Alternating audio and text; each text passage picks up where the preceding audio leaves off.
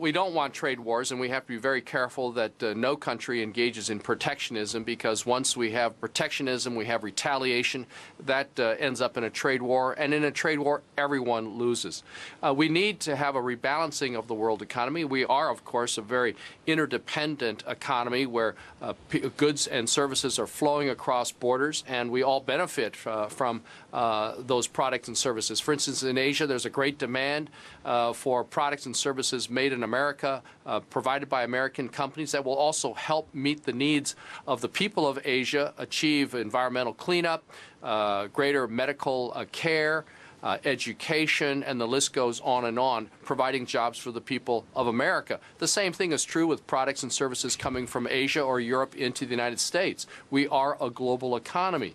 But at the same time, we need to make sure that countries are operating on a level playing field, and that when we enter into trade agreements, when we allow countries to ship their goods into the United States, that they live up to their trade agreements, especially that they not unfairly subsidize the cost of those goods coming into the United States, that the companies from other countries are not selling at below normal market prices, and at the same time that those countries allow American goods to enter into their countries and are not excluding or putting up barriers to American products and services. You've rejected, in essence, the China currency petition from American manufacturers. Are you concerned now about Congress doing something? Well, obviously, everyone is concerned about the undervaluation of the Chinese currency. The President, Secretary of Treasury Tim Geithner have both spoken at great length about the need for the Chinese to allow their currency to appreciate. World economies, other world leaders have spoken about the same issue. But we looked at this particular case on the legal merits, on the adequacy of the petition that was filed, and we are like a judge. We had to evaluate the case the way it was presented to us, given the facts, given the allegations that they presented, and it simply did not meet the legal test.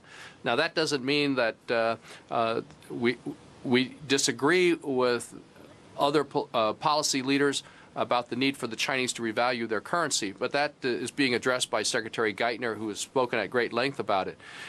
We're all concerned.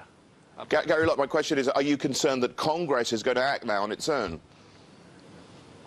Well, Congress is an independent branch of government, and I used to be in the legislative branch before I was in the executive branch. Before I was a governor of the state of Washington, I served in the Washington State Legislature. So I respect the prerogatives of that equal branch of government, the legislative branch, and there are many proposals before the Congress, and we'll have to see what happens.